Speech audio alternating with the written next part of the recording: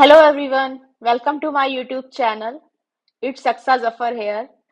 Today I want to talk about a question many of you might have. Is machine learning hard to learn? So if you are thinking about getting into machine learning, you are in the right spot. In this video, I will share my experiences, some tips and a simple roadmap to help you on your journey. So grab a drink and let's dive in. First, let me share a bit about my story. I studied computer science for both my bachelor's and master's degree. But back when I was in school, machine learning wasn't a big focus. It wasn't until I started my PhD that I really got into it. At first, it felt like jumping into a pool without knowing how to swim. I knew how to code in Python, which helped a lot, but machine learning is not just about coding. You also need to understand math and how to work with data. There is lot to understand, but don't worry, I will guide you through it. Now let's talk about math. Since I already knew some Python, the coding part was okay for me. But the math, that was tough. I had to deal with concepts like algebra and calculus, which made me feel like I was hitting a brick wall. At first, I thought I could ignore the math and just focus on the code, but that was a mistake. You really need to understand the math behind the algorithms to get a good grip on how they work. So my first big tip for you is don't skip the math. Once I accepted that I had to tackle the math, I got to work. There were days when I felt completely lost and thought about giving up. But guess what? I kept at it and eventually it paid off. I improved my skills in algebra and calculus and slowly things started to click. Concepts like gradient descent and optimization became clearer. If you are struggling, remember it's okay to find it hard. The key is to keep going.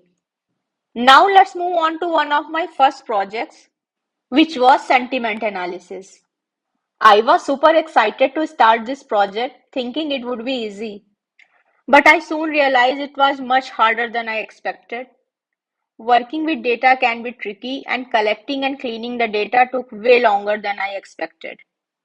Real data is often messy and complicated, unlike the nice clean datasets in tutorials. Even with the challenges, I enjoyed testing my models and watching my predictions get better. To fix the messy data, I corrected spelling mistakes, removed duplicates, and used simple scripts to clean everything up. It was amazing to see how my hard work paid off with better results. Looking back, I made a few mistakes I want to help you avoid.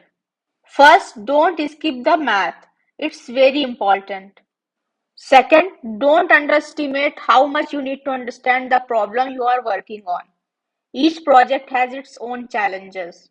For example, if you are working on a healthcare project, knowing a bit about healthcare can make a big difference. Take the time to learn about the area you are diving into. Now let's talk about some resources that really helped me. For math, Khan Academy was a lifesaver. Their lessons on algebra, calculus, and statistics are easy to follow and really helpful. If you want to learn machine learning, I highly recommend Andrew Ng course on Coursera. It's simple, engaging, and covers all the basics. You will get to practice with real-world examples, which is super important. Another great resource is the book Hands-on Machine Learning with Scikit-learn, Keras, and TensorFlow by Aurélien Geron. This book has a lot of practical projects that can guide you along the way. So here is my roadmap for learning machine learning. First, start with math. Begin with basic algebra and calculus, then move on to statistics and probability. Resources like Khan Academy are great for this. Second, learn Python. If you are new to Python, take some time to learn it. It's a key tool for machine learning. Websites like Udemy or FreeCodeCamp have great beginner courses. Third, take a machine learning course. Once you feel good with Python, enroll in a beginner machine learning course. Andrew Ng course is a fantastic starting point. It's easy to understand and very informative. Fourth, work on projects. After learning the basics, jump into small projects. Whether it's a simple classification task or something like image recognition, getting hands-on experience is crucial.